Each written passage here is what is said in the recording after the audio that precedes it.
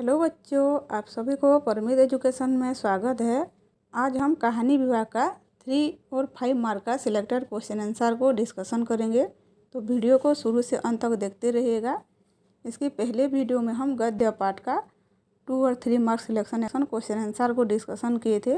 जो लोग नहीं देखे हो, डिस्क्रिप्शन में लिंक है, जाकर देख लीजिएगा। और जो लोग पहली बार वीडियो को देख रहे हो, चैनल को सब्सक्राइब कर लीजिएगा ताकि नेक्स्ट वीडियो आपको बहुत जल्द मिल पाएगा। तो चलो वीडियो को स्टार्ट करते हैं। कहानी विभाग में से शरणदाता को छोड़कर बाकी 3 चैप्टर आएगा। जो आदमी का बच्चा, दोपहर का भोजन, नई नौकरी। और शरणदाता जो इंटरनल एग्जाम में जा चुका है वो नहीं आएगा। तो इन तीनों को फोकस करके आपको पढ़ना है। तो चलो स्टार्ट करते हैं वीडियो। फर्स्ट प्रश्न है, बग्गा साहब कौन थे, उनका परिचय दीजिए। जो बग्गा साहब थे उनके परिचय के बारे में पूछा गया है।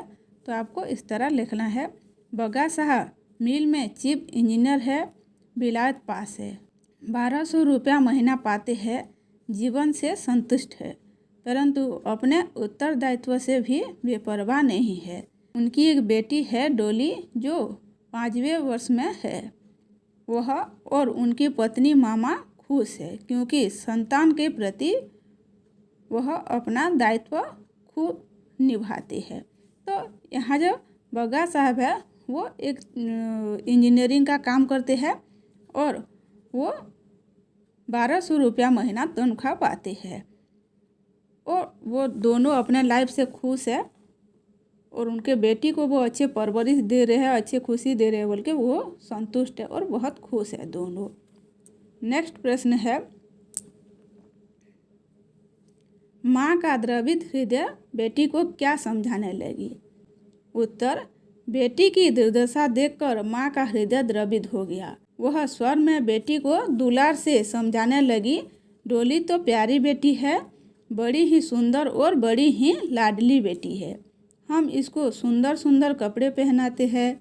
अंग्रेजी बच्चों के साथ तो स्कूल जाती है ना, फिर इस गंदे बच्चों के साथ नहीं खेलेगी। इसकी मम्मी उनको समझाने लग रही है कि तू अच्छे अच्छे लोगों के साथ खेलती है, अच्छे अच्छे बच्चों के साथ खेलती है, अंग्रेजी स्कूल में पढ़ती है, तो इस गंदे बच्चों के साथ तुम फ्रेंड नहीं बनोगे, नहीं खेलोगे। इसके बारे में वो समझा रही है। नेक्स्ट प्रश्न है, कुत्ता के पिल्ले के साथ क्या हुआ। उत्तर, कुत्ता ने पिल्ले दिए। डोली के लिए यह उत्सव था। वह कुत्ता के पास से हटना नहीं चाहती थी। मंगवाने वालों की कमी न थी, पर किसे दे और किसे न दे। साहब का कायदा था, कुत्ता पिल्ले देती तो उन्हें मेहतर से गर्म पानी से गोता दे मरवा देती, परंतु डोली के रहते हुए यह नहीं हो पा रहा था। आखिर उसके स्कूल गए रहने पर बेरे ने मेहतर से काम करवा डाला। डोली को उस कुत्ते के पिल्लों से बहुत प्यार था, तो इसीलिए ये काम उसके देखते हुए करने से उनको कष्ट पहुंचेगा। इसीलिए वो जब वो डोली स्कूल जाएगी उसके बाद इस काम को करने के लिए वो डिसीजन लिए। नेक्स्ट प्रश्न है, तीसरे दिन संध्या समय डोली ने क्या देखा। उत्तर, तीसरे दिन संध्या समय डोली मैनेजर साहब के यहाँ से रमन और ज्योति के साथ खेलकर लौट रही थी। बंगले के दरवाजे पर माली अपने नए बच्चे को कोरे कपड़े में लपेटे दोनों हाथों पर लिए बाहर जाता दिखाई दिया। उनके पीछे मालिन रोती चली आ रही थी। तो डोली जो घटना देखी उसके बारे में चौंक गई थी और ये क्या हो रहा है ये उसकी समझ में कुछ भी नहीं आ रही थी। प्रश्न है, दोपहर का भोजन का। पहला प्रश्न है, खाना बनाने के बाद सिद्धेश्वरी ने क्या किया। उत्तर, सिद्धेश्वरी ने खाना बनाने के बाद चूल्हे को बुझा दिया और दोनों घुटनों के बीच सिर रखकर शायद पैर की उंगलियां या जमीन पर चलते चींटे चींटियों को देखने लगी। अचानक उसे मालूम हुआ कि बहुत देर से उसे प्यास लगी है। वह मतवाले की तरह उठी और गगरे से लोटा भर पानी लेकर गट गट चढ़ गई। खाली पानी उसके कलेजे में लग गया और वह हाय राम कहकर वहीं जमीन पर लेट गई। तो ये जो सिद्धेश्वरी थी वो उसका मन कहीं और था और वो काम कुछ और कर रही थी, इसीलिए वो उसको अचानक याद आया कि उसको प्यास लगी है। तो पानी पीने के बाद उसके गले में लग गया और वो हाय राम कहकर जमीन पर लेट गई। नेक्स्ट प्रश्न है, बच्चे को देखने के बाद सिद्धेश्वरी ने क्या किया? उत्तर, सोए हुए बच्चे का मुंह खुला हुआ था और उस पर अनगिनत मक्खियाँ उड़ रही थी। सिद्धेश्वरी ने बच्चे के मुंह पर अपना एक फटा गंदा ब्लाउज डाल दिया और एक आध मिनट शून्य खड़ी रहने के बाद बाहर दरवाजे पर जाकर किवाड़ की आड़ से लगी निहारने लगी। तो वो क्या की, तो बच्चे लोग जो सोए थे उनके मुंह खोला हो गया था, तो खुल गया था। तो वो देखी तो क्या की, अनगिनत मक्खियाँ, मतलब बहुत सारे मक्खियाँ उनके मुंह पर आकर बैठे थे और भिनभिना रहे थे। तो वो क्या की, अपना एक ब्लाउज लेकर उसके मुंह पे ढक दी थी। नेक्स्ट प्रश्न है, रामचंद्र को देखकर सिद्धेश्वरी ने क्या किया? उत्तर, सिद्धेश्वरी गली की ओर निहार रही थी। उसने देखा उसका बड़ा लड़का रामचंद्र धीरे धीरे घर की ओर सरकता नजर आया। उसने फुर्ती से एक लोटा पानी ओसारे की चौकी के पास नीचे रख दिया और चौके में लाकर खाने के स्थान को जल्दी पानी से लिपने पोतने लगी। तो वो तुरंत ही सतर्क होकर क्या की, जब उसका बड़ा लड़का रामचंद्र धीरे धीरे आ रहा था तो वो इस काम करने में लग गई कि जल्दी जल्दी पानी से लिपने पोतने की काम करने लगी। नेक्स्ट प्रश्न है, मोहन कौन था? सिद्धेश्वरी ने मोहन के बारे में रामचंद्र को क्या बताया? उत्तर, मोहन सिद्धेश्वरी का मझला लड़का था। उम्र 18 वर्ष की थी। वह इस साल हाई स्कूल का प्राइवेट इम्तहान देने की तैयारी कर रहा था।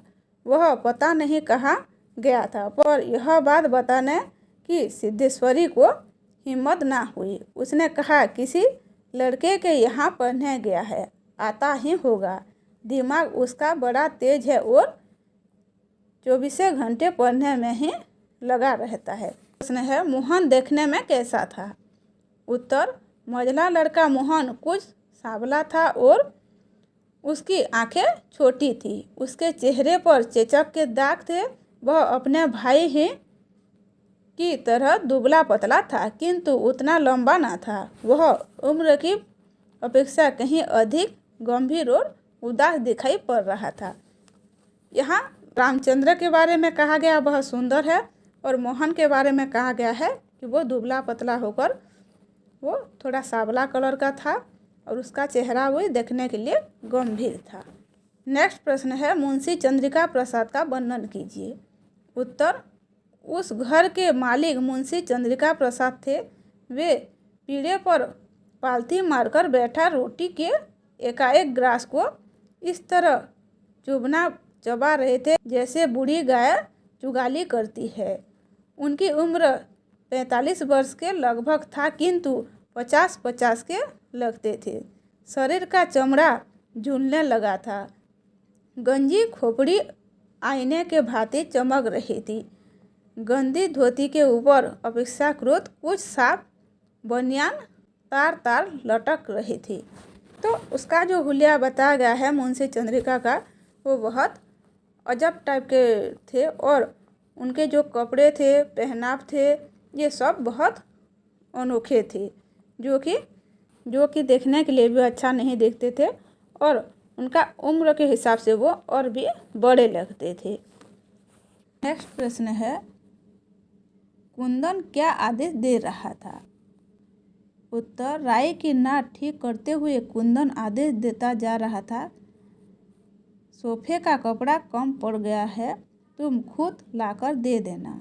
इनके जिम्मे कर दिया तो समझो सब चौपट। दरवाजे खिड़कियों का वार्निश आज ज़रूर पूरा हो जाना चाहिए।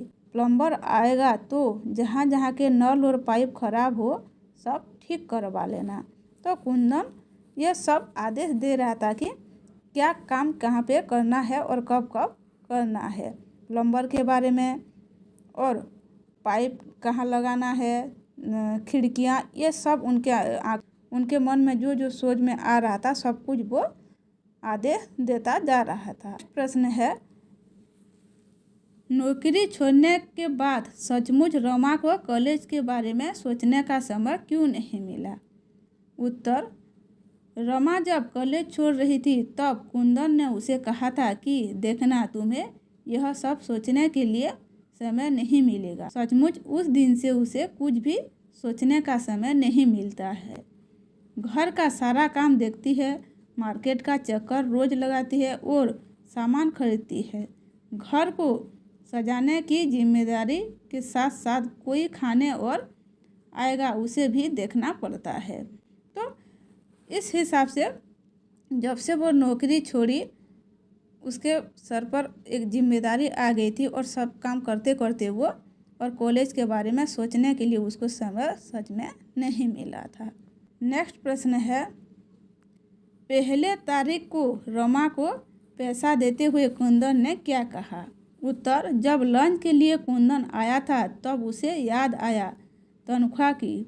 वह भीतर के जेब से नोट के 2 बंडल निकाले, एक बड़ा दूसरा छोटा। रमा देकर कहा, ये आया बोरा और खानसामा के है, 80-80 और 100।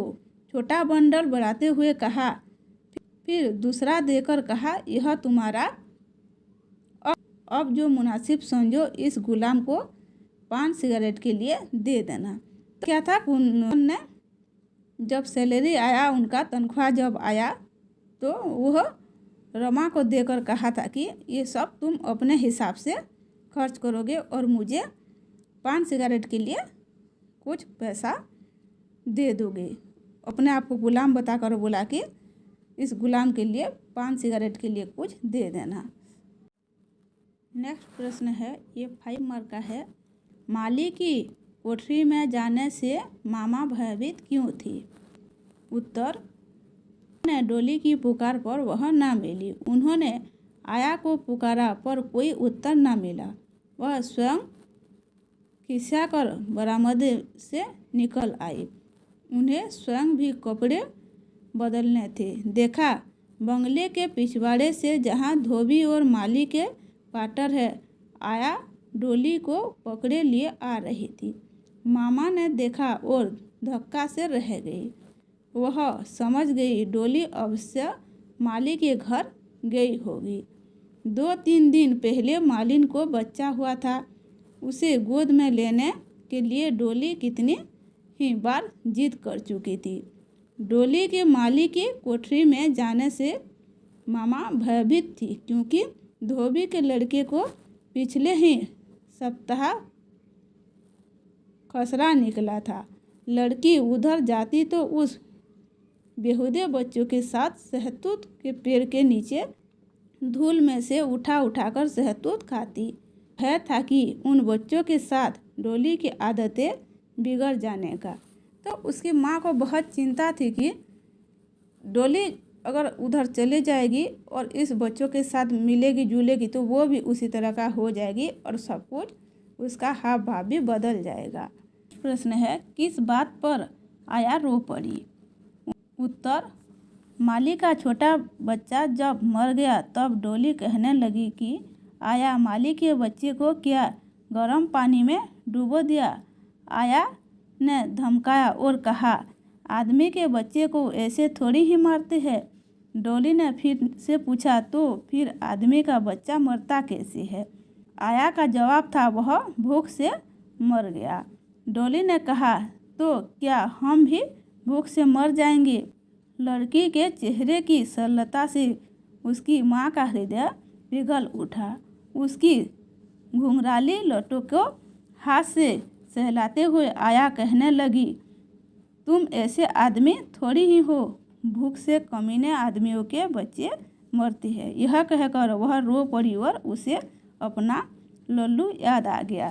तो यहाँ एक अजब सी सोच के बारे में बताया गया है, जैसे कि डोली को इसके बारे में जबकि कुछ पता नहीं था कि ऐसे ही लोग भी मरते हैं। और ये कुत्तों को जिस तरह से पानी देकर मारा गया था उसी हिसाब से वो सोच रही है कि हम भी क्या ऐसे मरेंगे। तो छोटे बच्ची थी तो उसके मन में यही सब भावना आ रही थी और ये आया ने भी उसको बहला फुसलाकर बात को बदल डाली।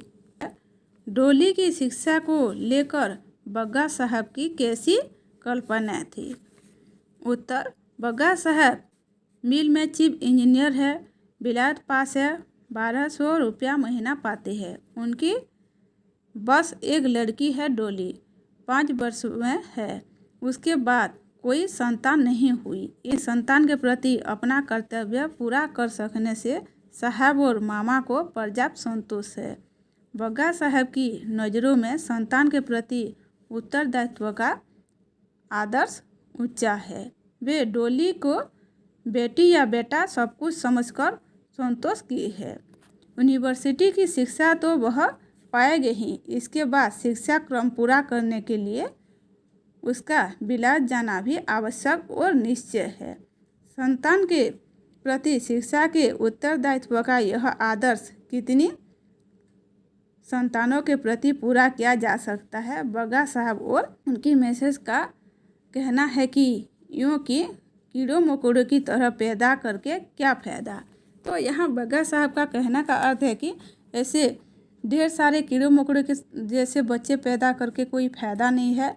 एक ही लड़का हो या लड़की, वो डोली को बेटा और बेटी दोनों मानते थे और कैसे उसके उच्च शिक्षा मिलेगी उसके बारे में वो लोग चेष्टित थे। प्रश्न है, बग्गा साहब की कुत्तियाँ कैसी थी। उत्तर, बग्गा साहब के यहाँ कुत्तियाँ विचित्र नस्ल की थी। कागजी बादाम का सा रंग, गर्दन और पूंछ पर रेशम के से मुलायम और लंबे बाल, सीना चौड़ा, बाहों की कोहनियाँ बाहर को निकली हुई, पेट बिल्कुल पीठ से सटा हुआ जैसे किसी चोट से पीछे को बैठा गया हो, आंखें गोल गोल जैसे ऊपर से रख दी गई हो। 250 रुपया इसी शौक का मूल्य था।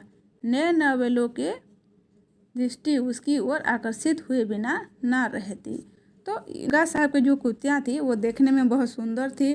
उसकी आंखें गोल गोल और ये सब उसके कुत्ते की सुंदरता के बारे में वर्णना किया गया है। नेक्स्ट प्रश्न है, कुत्तियाँ के पीलों के लिए साहब का क्या कायदा था। उत्तर, बग्गा साहब के कुत्तियाँ ने पीले दिए। उन चूहे जैसे मुनी हुई आँखों वाले पीलों को मांगने वाले की कमी ना थी, परंतु किसे दे और किसे इनकार करे। यदि इस नस्ल को यूँ बांटने लगे तो फिर उसकी कद्र ही क्या रह जाए। साहब का कायदा था, कुत्तियाँ पीले देती तो उन्हें मेहतर से कह गर्म पानी में गोता देकर मरवा देते। उनके हिसाब से क्या करते कि इतना भी कुत्ते के पीले हुए थे तो उनको गर्म पानी से देकर मरवा देते। उनके यही ख्याल थे, कुत्ते जो लोग मांग रहे थे किससे दे और किससे ना दे, और कुत्ते को अगर दे तो उनका वैल्यू कुछ नहीं रहेगा, इस सोच में वो रह गए थे। नेक्स्ट प्रश्न है, दोपहर का भोजन कहानी में घर की परिस्थिति का चित्रण कीजिए। उत्तर, अमरकांत की कहानी दोपहर का भोजन मानवीय वास्तविकता की कहानी है और उसी के द्वारा वह अपने युग को प्रत्यक्ष करती है। इसमें आर्थिक संकट से जूझते मध्यवर्गीय समाज की पीड़ा का मार्मिक चित्रण केवल दोपहर के समय भोजन के लिए पारिवारिक सदस्यों की उपस्थिति के क्रमशः संकेत द्वारा किया गया है। सिद्धेश्वरी को प्यास लगती है तो वह लोटा भर पानी गड़ गड़ चढ़ा जाती है। 6 वर्षीय लड़का प्रमोद सोया हुआ है, उसके गले तथा छाती की हड्डियां साफ दिखाई देती है, उसके पेट हड्डियां की तरह फूला हुआ था।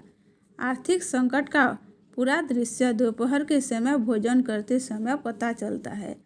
घर की परिस्थिति के बारे में सबको पता है पर सब यही कहते हैं कि पेट भर गया, और अंत में सिद्धेश्वरी जब खाने के लिए बैठती है तो केवल एक रोटी बच जाती है, जिसमें से भी आधा हिस्सा वह प्रमोद के लिए रख लेती है और साथ में थोड़ी सी दाल और लोटा भर पानी। इस दृश्य से पता चलता है कि किसी आर्थिक संकट के दौर से उनका परिवार गुजर रहा है।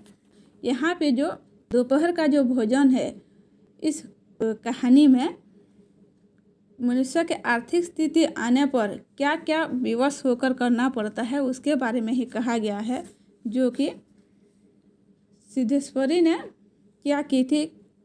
खाने के लिए भूख लगती थी, लेकिन वो खाने के लिए उनके पास कुछ भी नहीं था और बाकी बच्चों के लिए भी उनको सोचना पड़ता था। प्रश्न है, दोपहर का भोजन नामकरण की सार्थकता प्रतिपादित कीजिए। उत्तर, हर साहित्यकार अपनी कृति का नामकरण करता है, वह चाहे उद्देश्य की दृष्टि से हो या समस्या की दृष्टि से हो या और कुछ। यह दोपहर का भोजन शीर्षक मध्य वर्ग की नीरस असाधारणता को संवेदनात्मक अभिव्यक्ति प्रदान करता है। दोपहर का भोजन में परिवार के हर सदस्य एक साथ भोजन करते हैं तो उसी जगह परिवार समस्या का समाधान होता है और साथ ही साथ मन मुटाव भी दूर होता है। यह पारिवारिक एकता को बनाए रखता है और उसके साथ साथ परिवार के सदस्यों को प्रेम और सहयोग के सूत्र से बांध कर रखता है। इस कहानी में यद्यपि परिवार के हर सदस्य एक साथ बैठकर भोजन नहीं करते हैं, परंतु सिद्धेश्वरी के माध्यम से उसके संवादों से वे एक दूसरे के साथ जुड़कर होता है। इसलिए यह कहा जा सकता है कि कहानी का नामकरण लेखक के उद्देश्य की पूर्ति करता है। तो इसका अर्थ है, लेखक जो भी लिखता है अपनी कृति या फिर नामकरण के लिए लिखता है और उसके उद्देश्य की दृष्टि जो कुछ भी क्यों ना हो, समस्या हो या फिर कोई अच्छे काम हो, जो भी हो उसके बारे में ही लिखता है। तो यहाँ जो इस मध्य वर्ग, ये जो गरीबी परिवार का जो वर्णना किया गया है उसके बारे में बहुत सब कुछ वो लिखे हैं, जो कि एक परिवार को झेलना पड़ता है गरीबी के कारण। नेक्स्ट प्रश्न है, दोपहर का भोजन कहानी का उद्देश्य क्या है। उत्तर, दोपहर का भोजन के कथाकार अमरकांत सहज मानवीय संवेदना और अंतर्दृष्टि के कथाकार है, जिन्होंने प्रेमचंद की यथार्थवादी परंपरा को नए रूप में विकसित किया है। दोपहर का भोजन मानवीय वास्तविकता की कहानी है और उसी के द्वारा वह अपने युग को प्रत्यक्ष करती है। इसमें आर्थिक संकटों से जूझते मध्यवर्गीय समाज की पीड़ा का मार्मिक चित्रण केवल दोपहर के समय भोजन के समय किया गया है।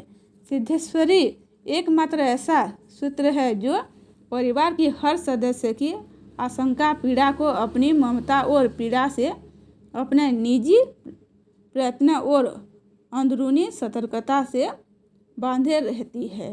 जीवन की रोजाना की छोटी छोटी घटनाओं के ब्यौरे द्वारा यथार्थ को गहरी संवेदनशीलता से चित्रित कर दिया गया है। अत्यंत विषम परिस्थितियों में मानवीय अस्तित्व को बनाए रखने की आकांक्षा में है। तो इस कहानी में क्या है कि दरिद्रता जीवन, जो भूख प्यासी इस जीवन किस प्रकार का मजबूरी से जिया जाता है उसके बारे में इस कहानी में, दोपहर की भोजन की कहानी में कहा गया है। नेक्स्ट प्रश्न है, सिद्धेश्वरी के चरित्र पर प्रकाश डालिए।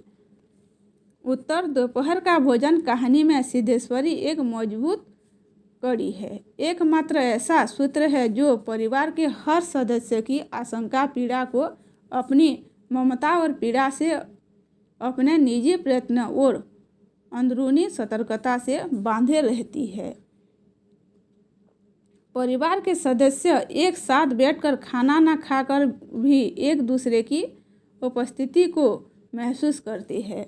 जब बड़ा बेटा खाने के लिए बैठता है और छोटे भाई के बारे में पूछता है तो सिद्धेश्वरी झूठ बोलती है, पर उस झूठ बोलने के पीछे परिवार को जोड़ कर रखना ही उसकी उद्देश्य रहता है। वह कहती है मंझला लड़का बड़ा भाई का कितना सम्मान करता है और 24 घंटे पढ़ाई में लगा रहता है। मंझला लड़का जब खाने के लिए बैठता है तो सिद्धेश्वरी उसके सामने बोलती है कि बड़ा भाई तुम्हारी तारीफ कर रहा था और कहता था कि मोहन बड़ा दिमागी है। यह सुनकर मोहन भी हंस देता है। यहाँ तक कि जब मुंशी चंद्रिका प्रसाद जब खाते हैं तो सिद्धेश्वरी कहती है कि बड़ा लड़का बोल रहा था कि बाबूजी तो देवता के समान है। इस बात पर वह बहुत खुश हो जाते हैं। उनका प्यार और विश्वास तब दिखाई पड़ता है जब वह कहते हैं कि मेरे तीनों लड़के बहुत होशियार हैं। सिद्धेश्वरी की यह छोटी सी कोशिश भले ही झूठ बोलकर ही क्यों ना हो, पर हर सदस्य को एक दूसरे के साथ बांध कर रखती है और परिवार को भी शक्तिशाली बनाता है। प्रश्न का अर्थ है कि सिद्धेश्वरी ने किस तरह से अपने परिवार को मिला जुला कर, झूठ क्यों ना बोली, वो मिला जुला कर किस तरह से रखी है और वो अपने परिवार को खुश देखना चाहती है किसी भी हाल में। इसके बारे में ही वर्णना किया गया है। नेक्स्ट प्रश्न है, रमा को ऐसा क्यों लगता है कि कुंदन उसे छोड़कर जैसे आगे निकल गया है। उत्तर, ऑफिस निकलने से पहले कुंदन ने रमा को सारे कामों की लिस्ट थाम दी। सारी जिम्मेदारी रमा को सौंपकर वह चला गया। रमा पोर्टिको की सबसे निचली सीढ़ी पर खड़ी थी। उसे लगा कुंदन उसे छोड़कर आगे निकल गया है, बहुत आगे, जैसे वह अकेली रह गई है। 1 महीने पहले वह भी कुंदन के साथ ही निकला करती थी। कुंदन उसे कॉलेज छोड़ता हुआ ऑफिस जाता करता था। कुंदन का हमेशा लक्ष्य रहा करता था कि कैसे वह अपना सपना पूरा करे। सपने को पूरा करने की जिम्मेदारी उसने रमा को ही दी थी। रमा अपना सपना भूलकर कुंदन की मदद कर रही थी, जिससे उनकी तरक्की हो। कुंदन आगे बढ़ रहा था और रमा जैसी पीछे छूट रही थी। नेक्स्ट प्रश्न है, नई नौकरी के बाद कुंदन के जीवन में कैसा बदलाव आया। उत्तर, नई नौकरी मिलने के बाद कुंदन की सारी पर्सनैलिटी ही नहीं, बात करने का लहजा तक बदल गया है। कितना आत्मविश्वास आ गया है सारे व्यक्तित्व में। उसे 2-3 क्लबों का मेंबर बनना पड़ा है।